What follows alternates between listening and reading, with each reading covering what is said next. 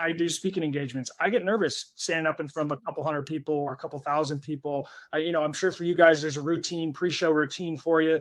People who are going into big meetings, 4x4 breathing is probably my Yep. biggest unlock, right? 4 second inhale, 4 second hold, 4 second exhale. That's what I do every day when I get in the cold tub and it's 42 degrees and my body's going into panic mode. It's like, how do I slow my heart rate down? Breathing. And I'll give a shout out to the late Doc Holliday.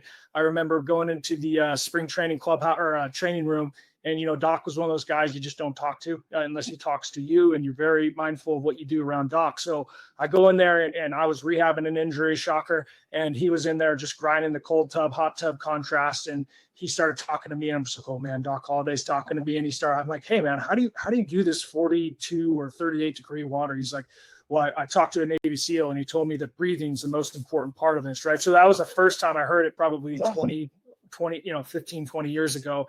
And then as I've been working with and starting to do this now on my side of things is really helping people understand breathing's free, right? And breathing exercises are free. There are apps that you can help train yourself with. It's kind of like meditation.